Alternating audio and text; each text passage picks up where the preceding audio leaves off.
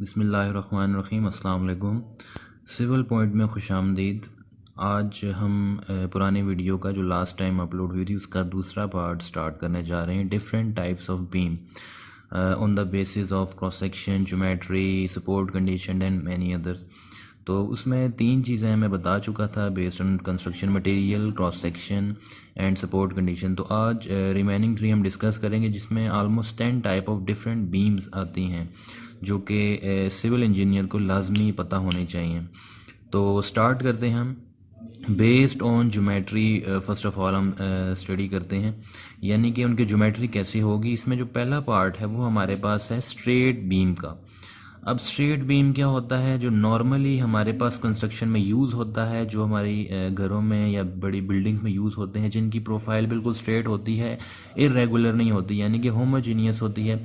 जो शेप उनकी होती है बिल्कुल स्ट्रेट होती है। तो इस तरह के बीम हम नॉर्मली अपनी कंस्ट्रक्शन में यूज़ करते हैं और उनको स्ट्रेट बीम कहा जाता है इन सिंपल। इसके बाद हमारे पास कर्व बीम। अब कर्व बीम वो होते हैं जो कि इन सम टाइम हमारे पास आर्किटेक्चरल पर्पसेस के लिए जो बिल्डिंग शेप होती हैं वो राउंड कर दी जाती हैं, in curve shape, in circular form कर दी जाती हैं। तो वहाँ पर जो हम बीम यूज़ करेंगे फिर वो भी उसी शेप के होंगे इन ऑर्डर टू उसको हम in order to satisfy the building shape, उसको हम बीम को भी कर्व डिज़ाइन करेंगे। या फिर सर्कुलर स्टेयर्स में भी कभी कभार बीम यूज़ हो सकते हैं जो कि कर्व बीम ही यूज़ होंगे। इसके अलावा हमारे पास टेपर्ड बीम है जो कि जिसका जो हमारे पास क्रॉस सेक्शन होता है वो ग्रेजुअली वेरी करता है फ्रॉम मैक्सिमम टू मिनिमम, यानी कि एक साइड वो मैक्सिमम होगा और दूसरी साइड वो मिनिमम हो गई। नॉर्मली कैंटिलीवर हमारे पास जो स्लैब होती है उसके नीचे इसको सपोर्ट करने के लिए यूज़ किया जाता है घरों की छतों पर, या बिल्डिंग्स जो बड़ी बिल्डिंग्स होती हैं उनके जो कैंटिलीवर स्लैब आगे आई होती है उसको सपोर्ट करने के लिए। इसके अलावा चैनल बीम वो होता है जो कि एक हमारे पास रेक्टेंगुलर पाइप की शेप में होता है। जिस तरह हमारे पास चैनल बने होते हैं जिनमें वाटर फ्लो करता है, इसी तरह की शेप होती है उस बीम की।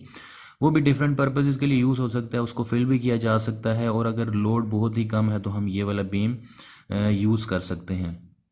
तो ये हमारे पास फोर मेन हमारे पास टाइप्स ऑफ बीम्स थी जो कि बेस्ड ऑन ज्योमेट्री थी।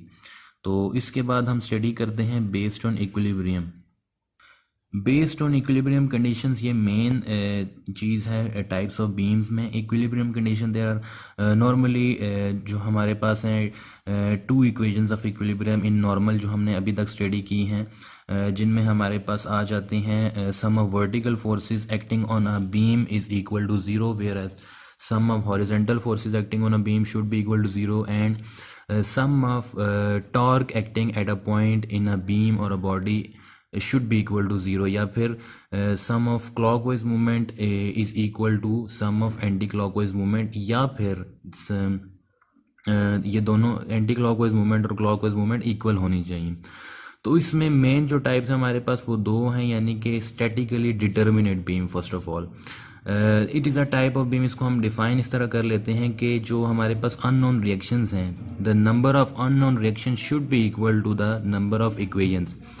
It will be clear to you after watching this image. अगर हम इस फिगर को देखें, अगर इस फिगर को देखें तो इसमें एक वेट ऊपर से एक्ट कर रहा है और दूसरा हमारे पास दो रिएक्शंस नीचे से उसको रेजिस्ट कर रहे हैं। तो ऊपर से जो वेट है उसको यही दो R1 और R2 रेजिस्ट कर रहे हैं, इसके अलावा यहाँ पर कोई रिएक्शन नहीं है। तो there are two equations of equilibrium, sum of vertical forces acting on a zero and sum of movements acting on a point should be equal to zero. यहाँ पर हॉरिजेंटल फोर्स को हम नहीं कंसिडर करेंगे क्योंकि यहाँ पर टोटली हॉरिजेंटल फोर्स जीरो है, तो उसका रिएक्शन भी जीरो होगा।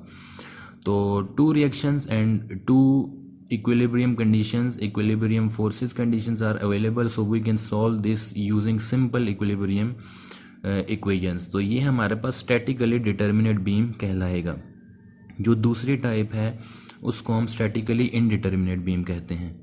स्टैटिकली इनडिटर्मिनेट बीम वो टाइप है बीम के जिसमें the number of equations are more than the number of unknown reactions are more than the number of equations of the equilibrium.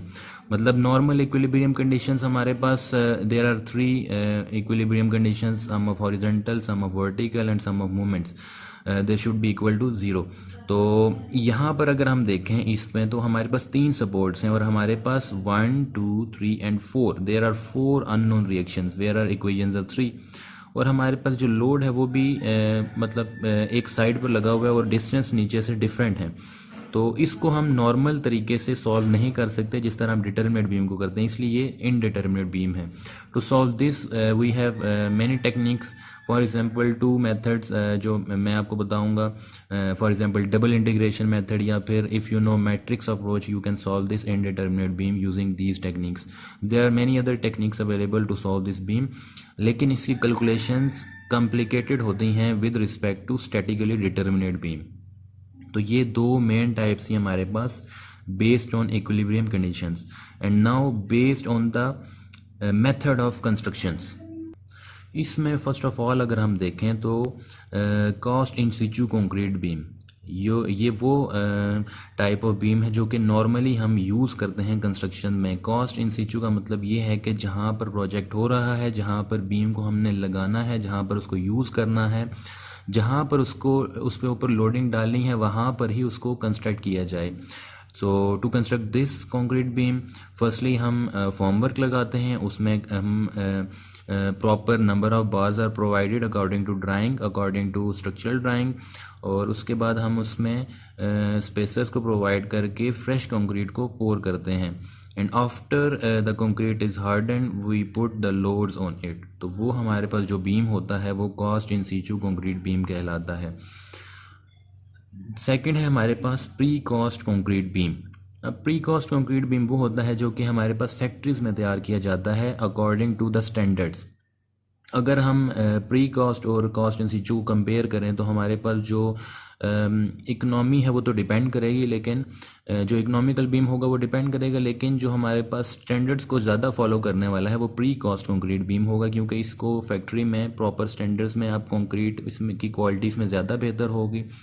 And अगर हमने स्पीड ऑफ द कंस्ट्रक्शन को increase करना है तो तब भी हम प्री कास्ट कंक्रीट को यूज़ करेंगे, because in cast in situ concrete beam we have to cure it for almost minimum 7 days and then we will put loads in it and we will start further construction.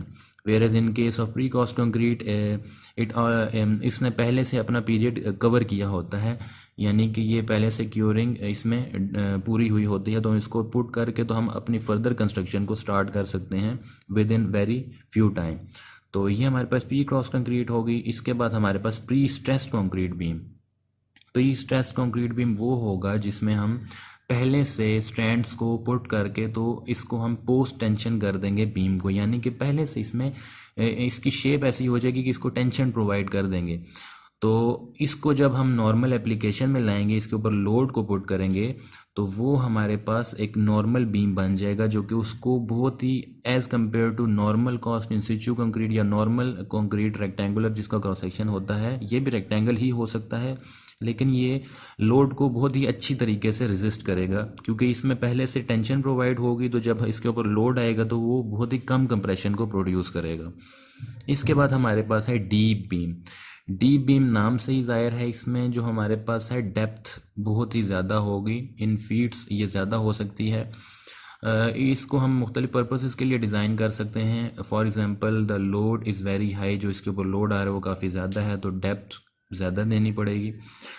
For architectural purposes it is not suitable, क्योंकि जो depth ज़्यादा होगी तो वो space को कम कर देगी, जो रूम या रूम की स्पेस होगी या हॉल की स्पेस होगी वो कम हो जाएगी, और एस्थेटिक पर्पसेस के लिए ये सूटेबल नहीं है। लेकिन अगर ज़्यादा लोड अगर ज़रूरत हो तो इसको यूज़ किया जा सकता है, और जब हम इसको यूज़ करेंगे तो हमारे पास जो सपोर्ट्स पर लोड आएगा वो भी काफ़ी ज़्यादा होगा, तो इस चीज़ का ख्याल रखना चाहिए।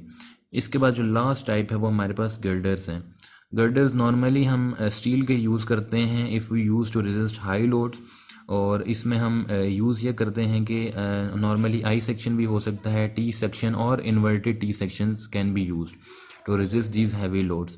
तो these were the 10 main types of beams with respect to geometry, equilibrium and methods of construction. For more stay tuned to our channel, and channel को ज़रूर सब्सक्राइब कीजिएगा, दोस्तों के साथ शेयर कीजिएगा, लाइक कीजिएगा। नेक्स्ट वीडियो में डिफरेंट टॉपिक के साथ मिलते हैं, तब तक के लिए अल्लाह हाफिज़।